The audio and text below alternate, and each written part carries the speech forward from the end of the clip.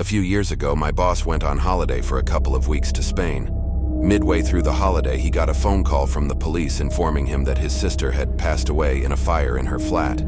So he rushes back home early, deals with the police and the passing and everything. My employers told him to take some time off to grieve, which he duly did. When he came back to work on a Monday morning a few weeks later, we invited him into our coffee room to talk and offer him our sympathies and support. About half an hour later, he excuses himself to start work. He walks into his office, sits down at his desk, turns on his computer, and checks to see if there are any answer phone messages. And the very first message that plays is his sister, screaming down the phone, help me, I'm trapped, I can't breathe." Still sends chills down my spine to think about it. As you can imagine, he was pretty traumatized. My grandfather told me this story about how one time he was sitting in a chair in front of the house when he heard his wife repeatedly calling him from inside the house.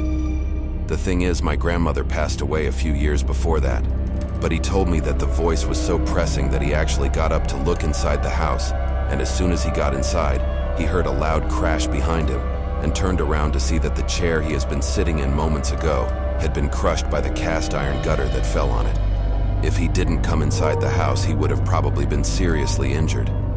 Every time I think about it, it sends chills down my spine. Driving home with a buddy from the high school summer job at the local amusement park.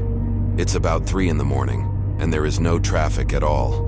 Get stuck at the red light that never ends, and while we are waiting, another car pulls up next to us. A big black hearse in immaculate condition with a clown in the driver's seat, with full makeup and costume on. He never moved, didn't look at us, nothing. Just stared straight ahead the whole time. I was an RA in a dorm for 2 years in college. A girl who had been having stress issues finally snapped. She was found by someone in a dark stairwell. I was in an older dorm circa 1887, so there were plenty of nooks and crannies. By the time she was found, she had already torn out over half of her hair and had eaten it. She just kept on saying, "I just need a haircut," in a perfectly normal voice. It took 6 of us and the police sedating her to finally get her strapped down to an ambulance gurney. To this day, I can't forget how powerful she was.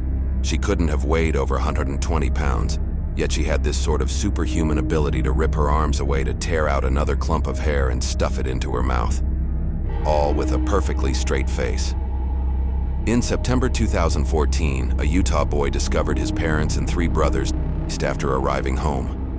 The Salt Lake Tribune reported finding a to-do list in the house, which included tasks like feed the pets and find someone to watch the house written on it. The found list gave the impression that the parents were preparing to go on vacation. However, there was no warning that they would do this, and no explanation.